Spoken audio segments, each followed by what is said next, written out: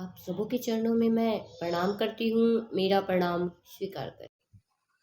और आज हम लोग चलते हैं अपने साहब द्वारा लिखित पुस्तक आओ चले शिव की ओर में, जिसमें हम लोग पढ़ते हैं 193 पेज नंबर।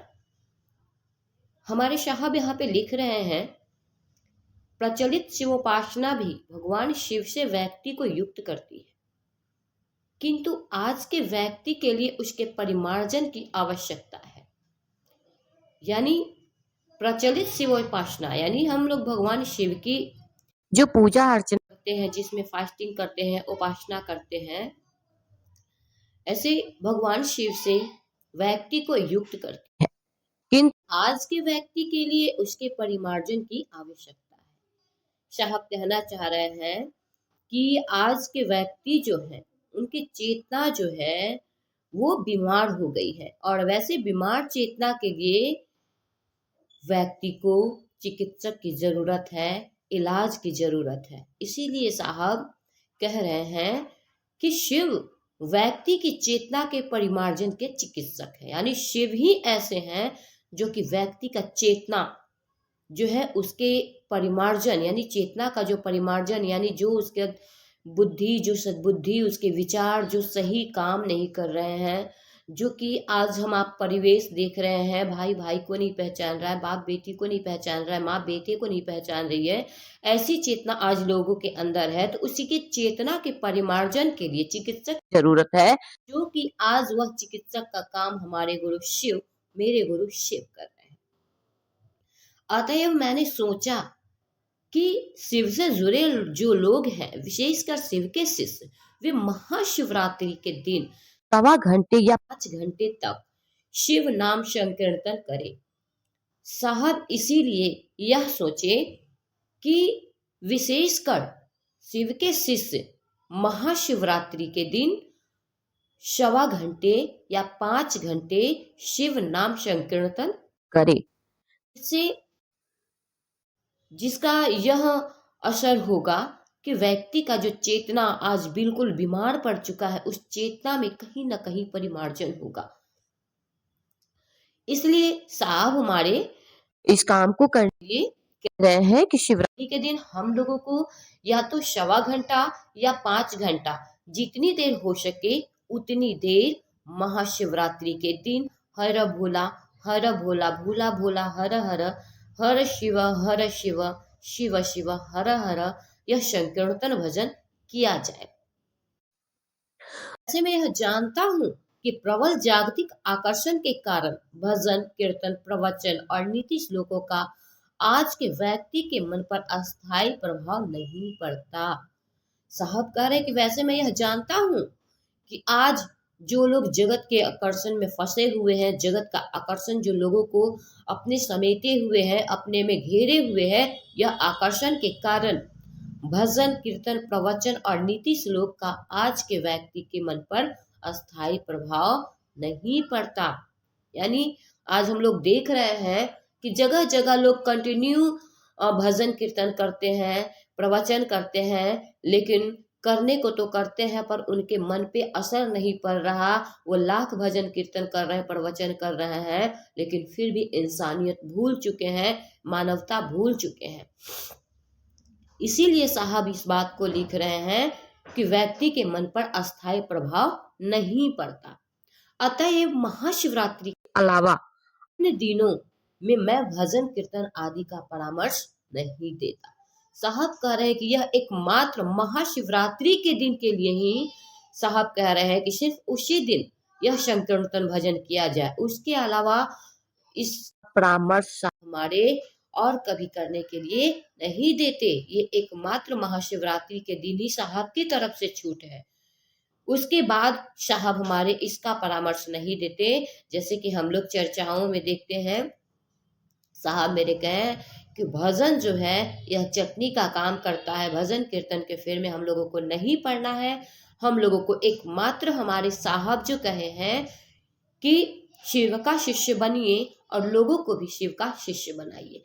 तो हमारा आपका एकमात्र उद्देश्य यही होना चाहिए जो मेरे साहब का उद्देश्य है। इसलिए मेरे साहब यहाँ पे लिख रहे हैं कि यह मात्र महाशिवरात्रि के दिन ही भजन कीर्तन करने का साहब हमारे परामर्श दे रहे हैं। इसके अलावा यह परामर्श अन्य दिनों में करने का नहीं है।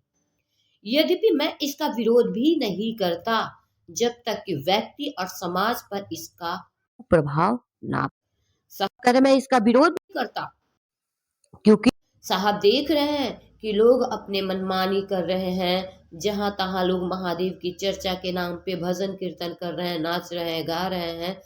तो वही साहब कह रहे हैं कि मैं इसका विरोध भी नहीं करता जब तक कि व्यक्ति और समाज पर इसका कुप्रभाव ना पड़े।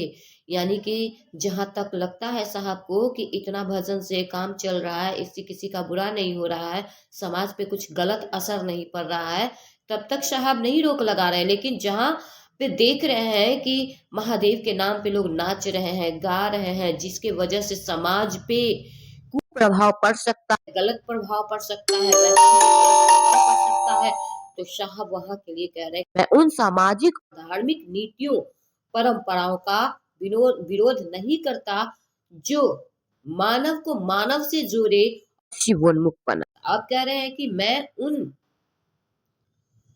उन धार्मिक सामाजिक नीतियों परंपराओं का विरोध नहीं करता जिसकी वजह से मानव मानव से जुड़ रहे हैं और शिवोन्मुख हो रहा है, शिव की ओर उनका मुख हो रहा है, शिव की ओर चलने के लिए प्रेरित हो रहे हैं। ऐसे चीज के लिए साहब मना नहीं कर रहे हैं जब तक कि इसका कुप्रभाव ना पड़े, और जहां इसका कुप्रभाव पड़ेगा तो साहब इसका विरोध भी कर रहे हैं।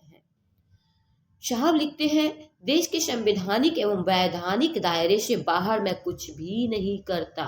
यानी कि जो संविधान में लिखा गया है उस संविधान के दायरे के बाहर साहब कुछ नहीं करते। जो भी करते हैं वो कानून के दायरे में रहते हुए, संविधान के दायरे में रहते हुए ही कर रहे हैं और ना किसी को करने की अनुमति देता। साहब कह रहे हैं कि ना तो वो खुद इस काम को करते हैं और ना ही वह किसी और को करने की अनुमति दे रहे हैं।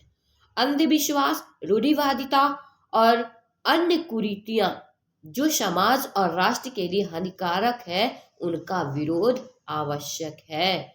यानी कि जिसकी वजह से अंधविश्वास फैल सकता है, रूढ़िवादिता और अन्य कुरीतियां और समाज, यानी जिसकी वजह से समाज पे गलत असर पड़ सकता है, राष्ट्र के लिए हानिकारक हो सकता है, ऐसी चीजों के लिए साहब कह रहे हैं कि उनका विरोध आवश्यक है और इस बात का हम सबों को ध्यान रखना चाहिए। तो हम सभी गुरु भाई बहन को इस बात पे विचार करना चाहिए कि मेरे साहब आखिर रात्रि के दिन हम सबों को सवा घंटे या 5 घंटे संकीर्तन भजन हर भोला करने के लिए क्यों कह रहे हैं। क्योंकि मेरे साहब का यह संकल्प है कि जगत के एक एक व्यक्ति शिव के शिष्य हो, और इसीलिए मेरे साहब महादेव से जो कहे थे कि महादेव मैं यह चाहता हूं कि ये जो हरा भोला की गूंज उठ रही है ये पूरी दुनिया में उठ जाए और मैं इसका साक्षी बनूं। इसीलिए आज हम सबों को इस बातों पे विचार करना होगा कि आखिर यह गूंज पूरी दुनिया में कैसे उठ सकता है।